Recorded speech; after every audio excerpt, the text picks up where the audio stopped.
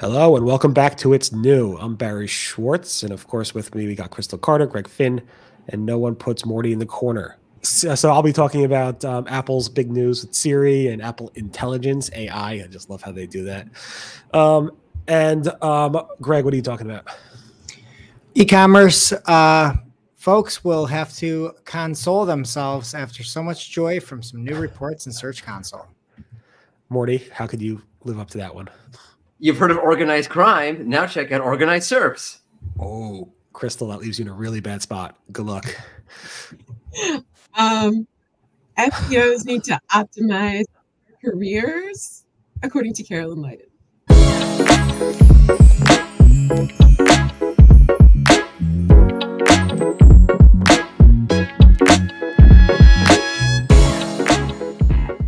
And Apple Siri is getting a useful update.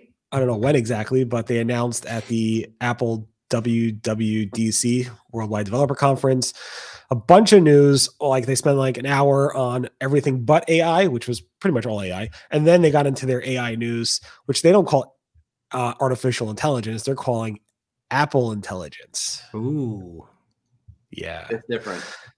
My favorite part of this announcement was the helmet from Craig. I can't pronounce his last name, but that helmet was insane. I'll include a picture of that when they jumped out of the plane, which reminds me of when Sergey Brin from Google jumped out of his plane where they announced Google Glass.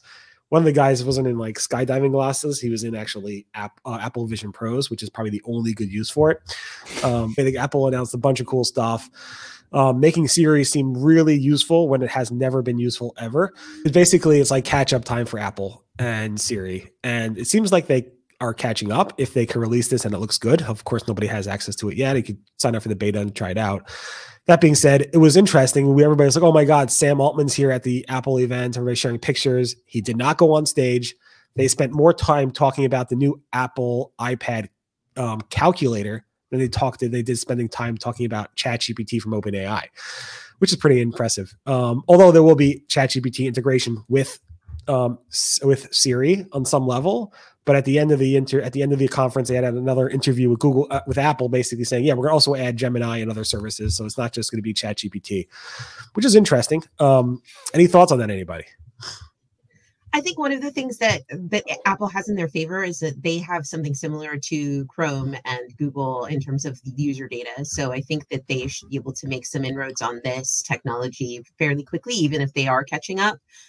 Because, so many people have been on the Apple like iOS bandwagon for many, many years. So they should have a lot of data that they're drawing from in order to make their AI tools work really well. I mean, I just think I like that it's called Apple Intelligence, and I do like the fact that they can go an entire presentation, keynote, whatever, with putting that as like a secondary element where they don't just like lead with it. And then they've been kind of shockingly slow on the AI stuff, obviously. And like, look at their stock price. It's all time high, like I feel like that's something too, where it's like, do people actually care, or like, do they actually desire these AI features? I mean, according to Apple stock, probably not. AI good. Very good. And they also play the privacy side, which is a lot of confusion around like their cloud. Is it private or not? But that helmet must really block out all the sound waves and everything. So I assume everything's private, and I trust the helmet is protecting us. The helmet's private. It's a private space. How about organized search tabs? Is that your fault? Yeah. If you don't pay up, Google's going to come after you. And that's not what that story's about. It's not about actual organized crime. Google at Google I/O announced like a reorganized kind of SERP. Perhaps we're sort of seeing a test here. Barry reported this over an SEO Roundtable. It's an e-commerce sort of looking for barbecues or something, and they organized the pages by type, basically. So they had a little header for product reviews or whatever it was, and all of your product review pages, buying guides and all of your buying guides, store pages, and you have the actual product pages. I think it makes a lot of sense to have the SERP organized this way. It's a heck of a lot easier than trying to figure out the intent as you're, sliding through the top results. And also, it kind of shows you Google does kind of know how to categorize your pages.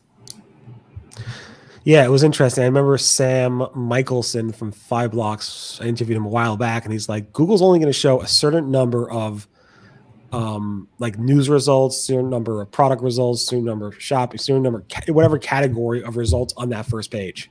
It's in the leaks. It's in the leaks too, right? So he told me this like years ago, and then it was in the leaks, and now it's ran fishing. It's like, I told you so, or Sam told you so. Apologize. But yeah, no, it's interesting. Google's been testing this organization since 2007. Google did announce it at I/O that it's going to be rolling out at some point, so it is coming. But what's coming sooner is something around merchant listings and Search Console, Greg, right?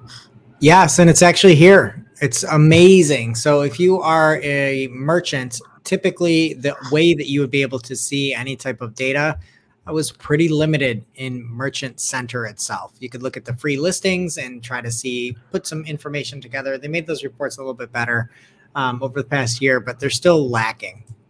So now if you go into Search Console, there will be merchant listing data performance. It's a little tricky to find. You have to go into the image tab. And then once you're in the image tab, you have to go to search appearance and you have to choose merchant listings. But once you do that image, then merchant listings, you now see not only all of the queries for your Merchant Center and all of your free clicks that you've gotten from your product feed, but you can also break it down by country, by landing page, again, search query, all this different stuff, just like you could in Search Console. So to me, this is a huge win. You can really get granular as to, those free listings or the organic traffic you're getting from your feed or from your Merchant Center account. So I thought that they had the Merchant Center search appearance, but the thing they added was just when you're in the search tab, now you can see how your merchant listings are doing specifically when somebody clicks on images in the Google search results. So that was the added value there, I believe, if I'm not incorrect. Yeah, it's for your image, your product pull through. So they really got, like you said, really got granular, but yet they still refuse to give us any search appearances for feature snippets or AI overviews. But this is important to know. Yeah, clicks on the image tab. Well, to your point, why wouldn't we want to see that information? We don't want to see it. Oh, we do want to see it, I think. If it's as good as Google told us we don't want to see it, so we don't want to see it. I thought Spicy Greg was good. Spicy Barry is better. I'm off for 2 days, so I'm in such a mood where I'm like not happy. So I don't like being off from work. On that, if you don't have a job, what should you do, Crystal? If you don't have a job or if you have a job and you want to negotiate your salary, or if you don't have a job and you're negotiating your salary, Carolyn Leiden has some great information. She shared it on SEOjobs.com. And one of the things I like about this is, first of all, Carolyn's been in this space for a little while. She's been talking about that, negotiating and securing the bag, as it were, for those who are looking for SEO work for a while. The thing I like about this is she brings in a lot of sort of new tools. So she talks about ways that you can use ChatGPT, for instance, to assess, what the value is of your job.